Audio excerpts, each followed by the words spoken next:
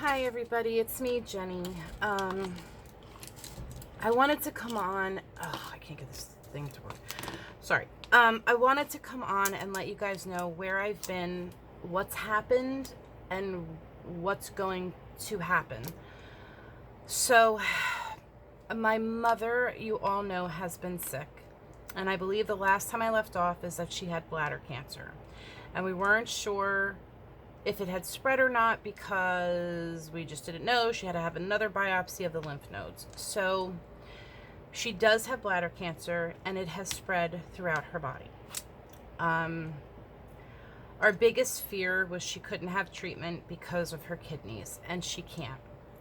So basically the only two options that she had or has is she can do pain management, which is to keep her comfortable until it's the end, or she tries immunotherapy. So my mother, God bless her soul, she has such hope. So she chose the immune therapy, and that was supposed to start this coming Thursday. This has all happened within, a little bit. So my mother has just been so sick since like June 25th, since she had that very first biopsy and they went in, that surgery. I asked you all to pray for her and everything. Ever since then, my mom has been just sick and in pain. Pain like I've never seen anybody go through, and pain she's never felt before. At first they thought it was because of the surgery, because she was burping and dry heaving all day and all night. They thought it was from the being put to sleep from the anesthesia, all of that. But after a few weeks, it's like, come on, it's not that. So like I said, I have been by her side every day. You guys know that. That's nothing new. But where I've been and why I can't do videos right now, or have done videos, I've done them very sparingly here and there, is because she started to get so sick that she was getting dizzy, and I was afraid she was going to become a fall risk. Now, what you guys don't know is my mother had polio when she was a child. So she's already, like, one leg is shorter than the other. And she's had surgeries on her back, on her hip. I mean, she's just not that great with balance and walking as it is.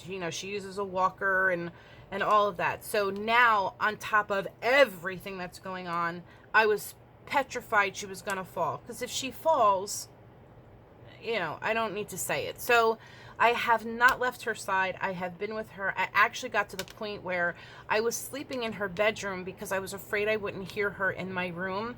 And I tried doing the baby monitor thing. It just doesn't work because it picks up every noise. I couldn't sleep. It was just a nightmare. So and my mom couldn't sleep. So I just kind of moved into her room for a little bit. So make a long story short, she's getting sicker and sicker and sicker. I asked the doctor, does she need hospice? When we found out that it spread, he said not yet. He wanted to send her to the other oncologist and then make that decision. So when she went to that oncologist, they were the ones who gave my mom the two choices, because she couldn't have the chemo and she can't have the surgery to remove the bladder. So they set up the appointment for Wednesday. So she comes home Wednesday afternoon from that, and she looks horrific. My aunt took her because my aunt is a nurse and she knows all the medical jargon, and can explain it better to my mom than I can. It made sense and my mom felt comfortable, no problem. She gets home and I looked at my aunt and I said, what the hell happened to my mother? She looks like she had another stroke. I mean, she couldn't speak. So my aunt said she's just exhausted, and she didn't sleep the night before. Her nights have been awful, and I know this. So that was the other reason why I haven't been doing anything, because when my mom sleeps, I try to sleep. So when she catnaps, I catnap, because our nights are just unbearable. There's no other way to describe it. So she comes home from that appointment. It's an hour and a half ride there, an hour and a half ride back. She didn't sleep the night before. They had to leave at 5 o'clock in the morning. So we just thought mom was exhausted. So Wednesday night comes and goes. It's bad, but Thursday morning she had to wake up and go get blood work the next day. So she kind of wakes up because she really didn't sleep all that much. It took me forever to get her in the car, and that's never the case. I get her in the car. She can't get out of the car to go into the place to get the blood work. She has no energy. She can't move. She's dizzy. She doesn't feel good. So thank God the lady came out to the car and did her blood work. So I take her home. It's a bad day, and it's an even horrific night. I'm not even going to tell you what happened throughout the hours of Thursday night. But by 6 o'clock in the morning, I can tell you this. I called my sister because she's the closest one to me, and she's about 25 minutes away. And I said, you got to get over here and help me with Mom. I'm in trouble. I can't do it by myself. So not that she could do anything because she's stitched from one end to the other, but I figured she could at least sit with my mom and keep her from falling off the bed or, God forbid, falling off the chair while I went and grabbed something that she needed. So she came over. By 8 o'clock that morning, I called my aunt. I'm like, listen, something's not right. It looks like Mommy, when her kidneys started to fail, remember the last time after the stroke and all that, we almost lost her twice. I said, she looks even worse. Something's wrong, and I don't know what. And we didn't want to send her to the hospital because we promised my mother that we would not let her die in a hospital and die in the hospital alone. With all this COVID crap going on, we don't know what's going on, and only one person can be. So anyway, my mother was refusing. The little that she could talk and that she was coherent, she would say, no, please don't make me go, don't make me go. So my aunt was like, all right, so we got to find a way to get hospice involved immediately, because we honestly thought my mom was dying. So the next thing I know, I call her nephrologist because I remembered we had the blood work done. I'm like, can you guys tell me what her creatinine was? Now, her creatinine has been not great, but not to the point where she needs the dialysis, but we were thinking she was way beyond that point now. So they couldn't get back to us. They told us they'd get back to us when they called the place. So in the interim, the other I know this is so confusing, guys. Make a long story short, another doctor called us and said, listen, if she's in this much distress, just take her to the emergency room. She has to go.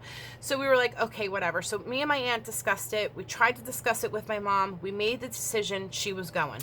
So my aunt wanted to take her because she could stay with her. And again, she's a nurse. We got to find out what's going on.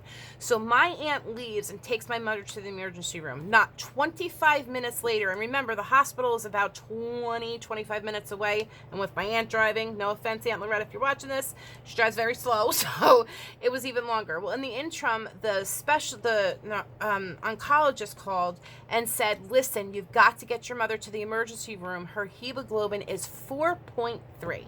Guys, it's supposed to be 11. Since she has the cancer, it was at 9. That's why she was going to get the infusions and a shot to help her blood. And she does the shot every 3 weeks, and then the iron infusion every 4 weeks. So that morning, Friday morning, she was supposed to go at 10 o'clock, but obviously by 8, my aunt was here and whatever. So we decided to take her to the emergency room. She didn't go. He's like, that's what's wrong. That's why she's so weak. That's why she's so dizzy. And she's so agitated. She needs a blood infusion yesterday. So I'm like, oh, frig. Okay. So I call my aunt. I tell my aunt. So they start working on my mom right away, but they still have to do their blood work and all that stuff. So to make a very long story short, it's not short, but my mom was admitted into the hospital yesterday. They have given her 4 pints of blood already. It did go up to 6.1. Now here's the issue. They said my mom has internal bleeding, which obviously, because she's losing so much blood, they don't think it's from the cancer. The GI doctor, and guys, if this is too much for anybody, please just get out of this video right now.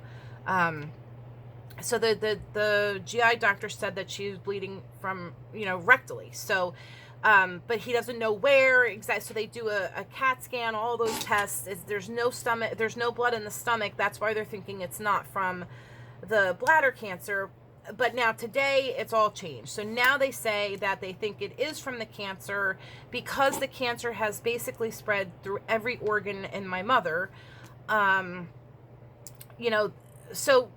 the game plan right now is to get my mother healthy enough to come home with hospice. We honestly were thinking when we first found this news out that it had spread throughout her body, we were really hoping we would have her till Christmas. I listen, nobody has told us how long she has.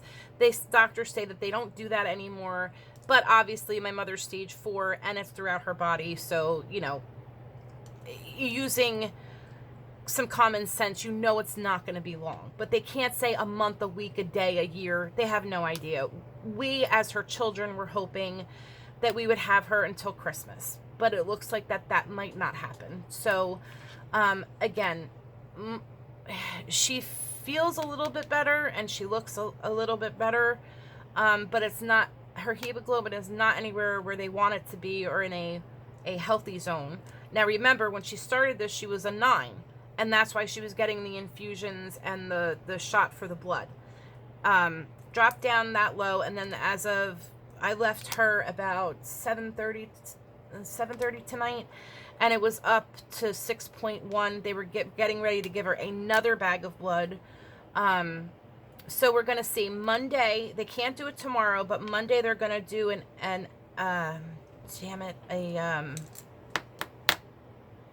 endoscopy, where they go through the throat. Now, she's had this done twice last year. It didn't show anything. Maybe it'll show something now. I don't know. So we'll see. He doesn't think he'll find much, but he wants to do it. If the blood stays, because like right now they're trying to keep her stable. So if they can get the blood count up to like a 7, between a 7 and an 8, they would be comfortable with that. And then they can send mommy home with hospice, or, well, palliative care, but most likely it's going to be hospice. And then she can just come home and be with her family.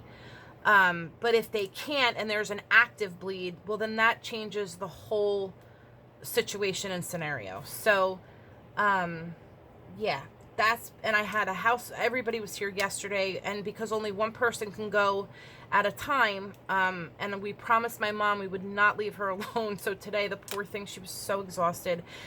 From 11 to 7 are the visiting hours, and let me tell you, from 11 to 7:30, that woman was not left alone. There was a family member by her side every minute of this day. Tomorrow, we're going to back off a little because she's just exhausted. Today was way too much for her.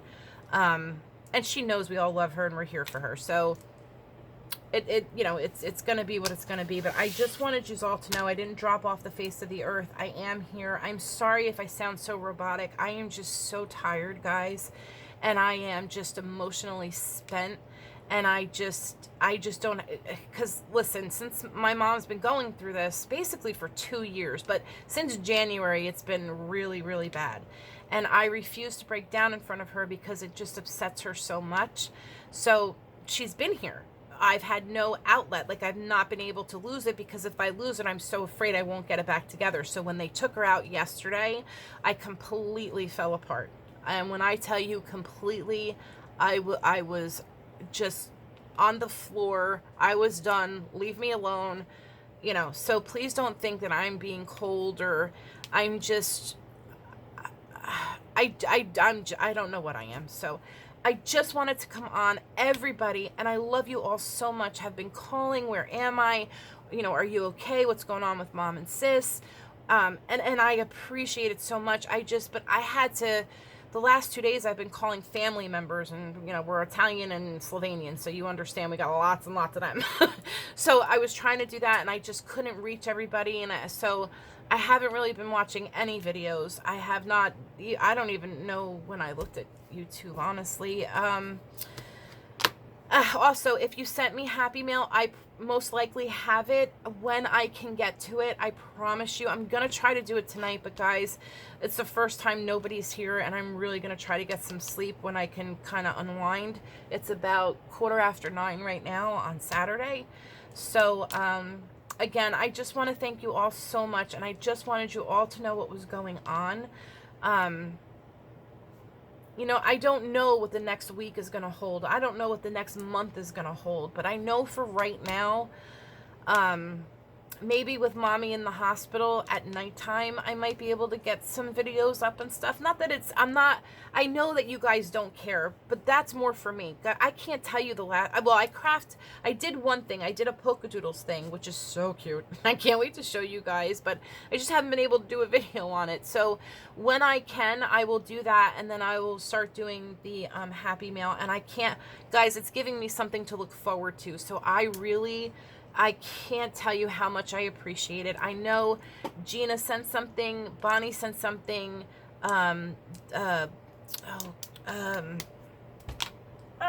Tony from,